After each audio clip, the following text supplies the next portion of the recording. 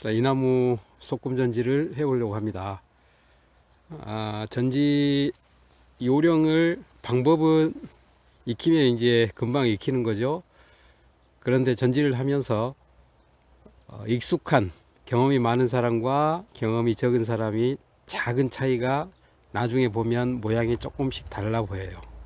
그래서 그런 요령을 이제 많이 해본 사람일수록 터득하고, 또 오래 하신 분한테 따라다니면서 배울수록 그런 작은 부분을 배우면은 훨씬 빨리 익힌데, 자기가 모든 걸 다 터득하려고 하면 시간이 많이 걸리죠. 자, 꿀팁, 작은 부분 꿀팁 하나 드리겠습니다. 자, 이렇게 윗부분, 자, 봐보십시오. 지금 제가 말씀드리려고 한 것은 이제 이 부분을 좀 말씀드리려고 해요. 전체적으로 이렇게, 이것은 매년 관리해서 이제 지금 속가죽이 전지할 때가 됐지만, 매년 전지를 하기 때문에 수영이 유지가 되는 겁니다. 그러면은 다른 것은 모양이 이제 괜찮은데, 이건 윗부분, 제일 윗부분 할 때 요걸 조금 전지하실 때 신경을 쓰시면 좋아요. 자, 여기 이 부위가 너무 티나 보이죠. 그러면은 이 나무 위에 올라가서 전지를 할 때는 이 면만 보고 하기 때문에 그것을 잘 몰라요.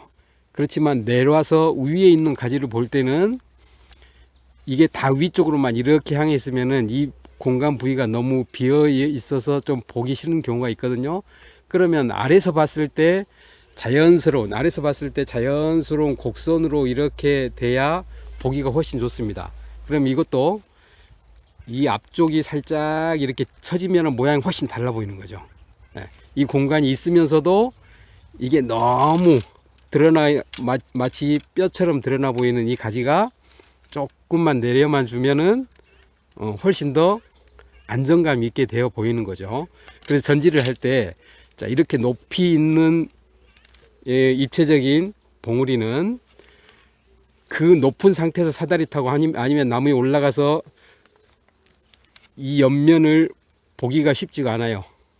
그러면, 자, 여기 쳐졌죠. 가만히 놔두면 이렇게 처지는 가지가 생기죠. 이런 것처럼 가만히 놔둬버리면 처지긴 하지만, 그러면은 이건 이 자연스러운 상태에서는 그렇게 저절로 쳐질 수가 있지만, 인위적인 전지는 바로 그걸 만들 수가 없죠. 그렇기 때문에 철사거리를 가능한 경우는, 이렇게 낮은 경우는 철사거리가 가능하기 때문에 충분히 가능하죠. 그래서 이것만 철사거리를 해서 이렇게 낮춰주고, 이쪽도 이렇게 이 두 개만 낮춰줘도 모양이 달라 보여요. 그러면 전지로서 할 때는 여기 끝선을,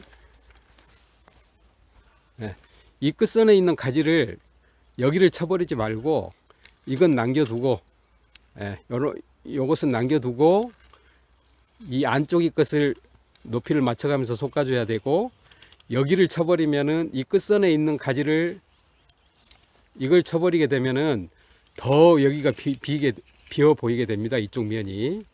그런 아무것도 아니지만 이런 세세한 부분을, 나무를 조금만 연출을 해줘도 모양이 달라 보입니다. 그래서 이런 전지를 할 때 방법만 알면은 이건 기본적인 거고, 이렇게 미세한 조그만 요령이 생기게 되면은 모양을 더 안정감 있고 조형감 있게 조화롭게 만들 수 있는 그런 부분이 되겠죠.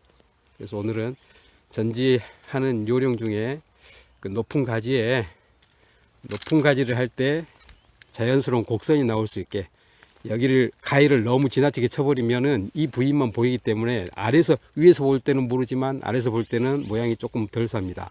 그럴 때는 전지를 할 때도 이제 바깥쪽을 남겨놓고, 이게 나중에 조금 처지면서 여기를 자연스러운 곡선이 되게 가려줄 수 있도록, 이 부분만 가려줘도 모양이 훨씬 더 나아지죠. 이상입니다.